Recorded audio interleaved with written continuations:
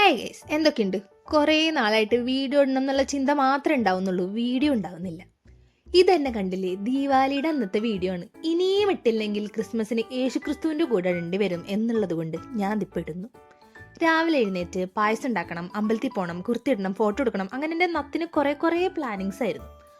പായസമൊക്കെ ഉണ്ടാക്കി അമ്പലത്തിലൊക്കെ പോയി തിരിച്ചു വന്ന് ദീപമൊക്കെ കത്തിച്ച് വെച്ച് കുറച്ച് ഫോട്ടോ ഒക്കെ എടുക്കുമ്പോഴേക്കും ഇതാ വരുന്നു കോള്.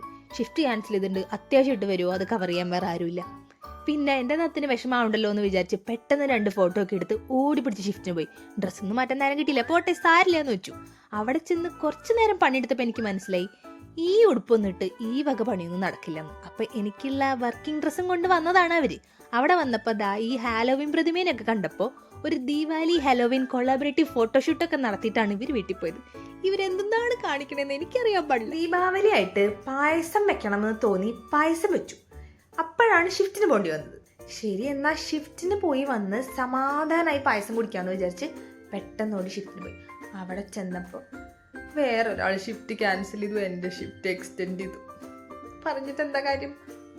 വൈകുന്നേരം 5 മണിക്ക് കുടിക്കാമെന്ന് വിചാരിച്ച പായസം ഇപ്പം ഇതാ പുലർച്ചെ 5 മണിക്കാണ് ഞാൻ കുടിക്കാൻ പോണത്. പിന്നെ സമയത്തിനൊന്നും വലിയ കാര്യമില്ല, നമുക്ക് ആഗ്രഹം തോന്നി 5 മണി 2 മണി അങ്ങനെയൊന്നും ഇല്ലല്ലോ.